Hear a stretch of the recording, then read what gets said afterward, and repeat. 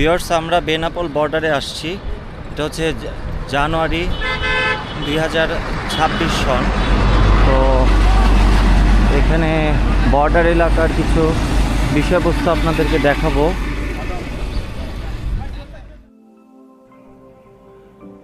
আসসালামু আলাইকুম সুপ্রিয় দর্শক মণ্ডলী, আশা করি সকলেই ভালো এবং সুস্থ আছেন।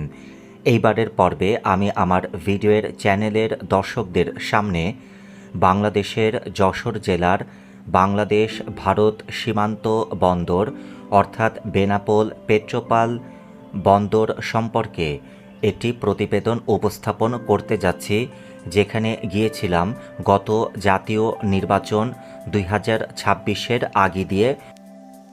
নির্বাচনের আগে দিয়ে এই বেনাপোল স্থলবন্দরের চিত্র কেমন ছিল সেটি আপনাদের সামনে ফুটিয়ে তোলার চেষ্টা করছি। বেনাপোল স্থলবন্দর যশোর জেলার শার্শা উপজেলার বেনাপোল শহরে অবস্থিত বাংলাদেশের বৃহত্তম স্থলবন্দর, যে বন্দরটি বেনাপোল পেট্রাপোল সীমান্ত দিয়ে ভারতের সাথে রপ্তানি আমদানি করতে মূলত ব্যবহৃত হয়ে থাকে। যে বন্দরটি বাংলাদেশ স্থলবন্দর কর্তৃপক্ষ দ্বারাই পরিচালিত।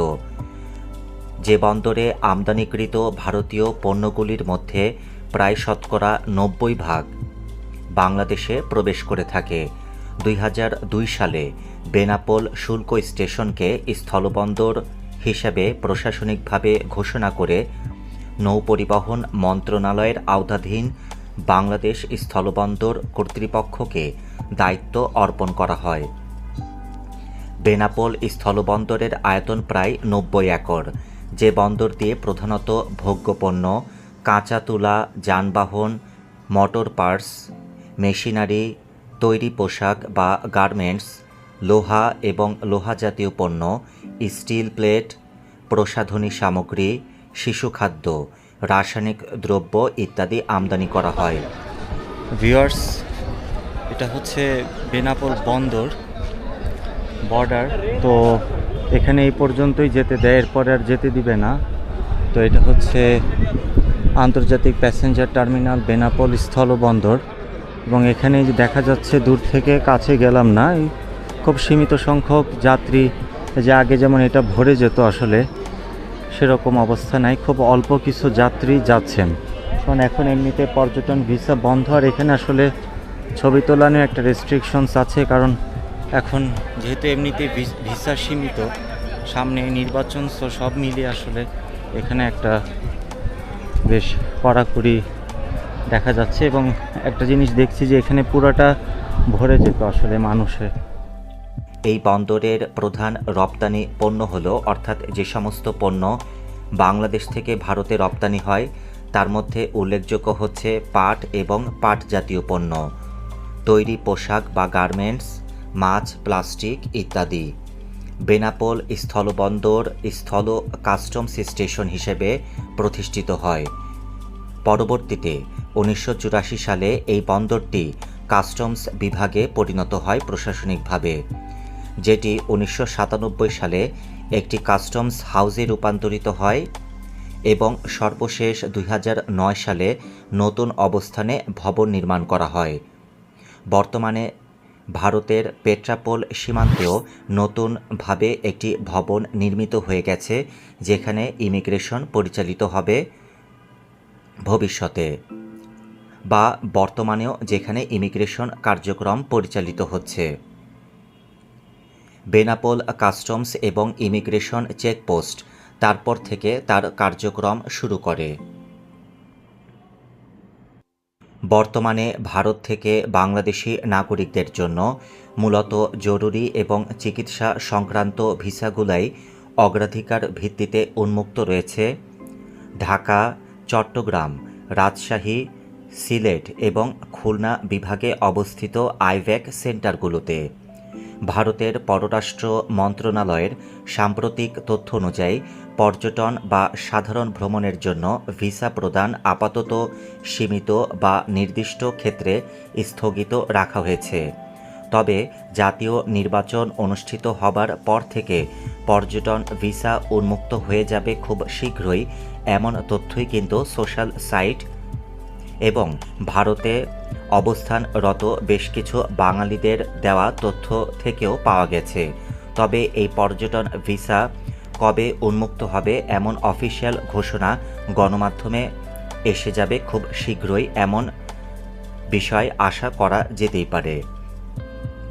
তবে সাধারণত বাংলাদেশি নাগরিকদের জন্য ভারত বর্তমানে যে সকল ভিসা ক্যাটাগরি দিয়ে থাকে সেগুলো হচ্ছে মেডিকেল ভিসা, গুরুতর অসুস্থ রোগীদের চিকিৎসার জন্য; মেডিকেল অ্যাটেন্ডেন্ট ভিসা, রোগীর সাথে সহায়তাকারীদের জন্য; উন্মুক্ত রয়েছে বিজনেস ভিসা, ব্যবসায়িক বা বাণিজ্যিক কাজের জন্য যারা ভারত যেতে চান তারা যেতে পারবেন। ভারতে উচ্চশিক্ষার জন্য যে সমস্ত শিক্ষার্থী যেতে চান তাদের জন্য স্টুডেন্ট ভিসা উন্মুক্ত আছে। ভারতভুক্ত পরিবারের সদস্য বা অন্য বিশেষ জরুরি প্রয়োজনে উন্মুক্ত রয়েছে এন্ট্রি ভিসা, অর্থাৎ যদি আপনাদের পরিবারের কেউ অর্থাৎ স্বামী বা স্ত্রী বা অন্য যে কেউ হোক ভারতের নাগরিক হয়ে থাকেন তাহলে তাদের সাথে সাক্ষাৎ করবার জন্য ভিসা আবেদন করতে পারবেন। ভারত হয়ে তৃতীয় কোনো দেশে যাওয়ার জন্য যে ভিসার প্রয়োজন সেই ভিসাও আপনারা নিতে পারবেন, যেটির নাম হচ্ছে ট্রানজিট ভিসা। তবে এই ভিসা কিন্তু ভ্রমণের জন্য নয়, ওয়ার্ক পারমিট বা উচ্চ শিক্ষার্থে আপনি যদি ইউরোপ সহ বিশ্বের অন্যান্য দেশে ভিসা অ্যাপ্লাই করতে চান এবং সে সমস্ত দেশের ভিসা এমবেসি যদি ভারতে অবস্থিত হয়ে থাকে তাহলেও আপনারা ভারতে যেতে পারবেন ট্রানজিট ভিসা আবেদনের মাধ্যমে। এছাড়াও এমপ্লয়মেন্ট ভিসা উন্মুক্ত আছে, যেটি হচ্ছে কাজের উদ্দেশ্যে যাওয়ার জন্য। 65 বছরের ঊর্ধ্বের বাংলাদেশি নাগরিকদের জন্য ভারত ইতোপূর্বে 5 বছরের মাল্টিপল এন্ট্রি ট্যুরিস্ট ভিসা সুবিধা ঘোষণা করেছিল, কিন্তু বর্তমান পরিস্থিতিতে সব ধরনের সাধারণ পর্যটন ভিসার আবেদন গ্রহণ এবং ইস্যু করার বিষয়টি সীমিত রাখা হয়েছে বলে জানা গেছে। সম্প্রতি ভারতীয় দূতাবাসের ওয়েবসাইট বা আইভ্যাকের ওয়েবসাইটে প্রকাশিত কিছু নোটিশের দেওয়া যে তথ্যগুলো আমি আপনাদের সাথে শেয়ার করতে চাই তা হলো, 1 নম্বর, আপনারা যদি মেডিকেল ভিসা প্রার্থী হয়ে থাকেন তাহলে আপনাদের ভিসা ফর্মে যে হাসপাতালের নাম ও ঠিকানা উল্লিখিত রয়েছে সেই হাসপাতালেই আপনাদেরকে রোগী নিয়ে চিকিৎসা করাতে হবে। যদি অন্য কোনো হাসপাতালে আপনারা রোগী দেখাতে চান তাহলে ভারতে অবস্থিত FRRO এই অফিসে গিয়ে আপনাদেরকে প্রয়োজনীয় অনুমতিপত্র নিতে হবে। যদি অনুমতিপত্র পেয়ে থাকেন তাহলে অন্য হাসপাতালে রোগী দেখাতে পারবেন। যদি আপনারা এই নিয়মের ব্যত্যয় ঘটান, এমনকি মেডিকেল ভিসায় গিয়ে কোনো ধরনের ডাক্তারের কাছেই না যান, তাহলে পরবর্তীতে আপনাদের ভারত ভ্রমণে নিষেধাজ্ঞা জারি হতে পারে এবং ভিসা পেতে ব্যাপক জটিলতার মধ্যে পড়তে হতে পারে। আইভ্যাকের অফিসে সরেজমিনেও গিয়ে আমি যে বিষয়টি দেখেছি যে একটি লিস্টে বেশ কয়েকজনের নাম উল্লিখিত রয়েছিল যারা ব্ল্যাক লিস্টেড, অর্থাৎ ভারতে আর যেতে পারবেন না।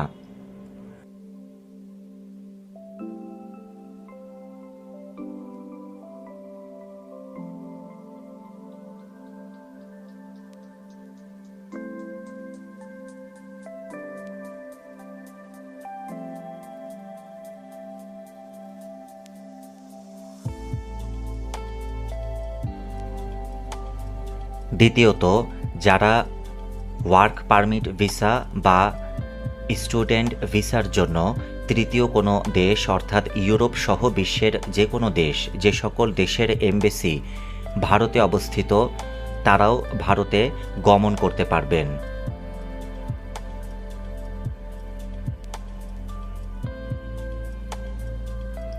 তৃতীয়ত, ভারত ভিসার জন্য যারা আবেদন প্রার্থী তারা সুনির্দিষ্ট ভিসা ফি 1500 টাকা ব্যতীত অন্য কোনো দালাল বা এজেন্টকে যদি অতিরিক্ত অর্থ প্রদান করে থাকেন এবং সেক্ষেত্রে স্লট না পেয়ে থাকেন অথবা ভিসা না পেয়ে থাকেন এর জন্য আইব্যাক কোনোভাবেই দায়ী নয়।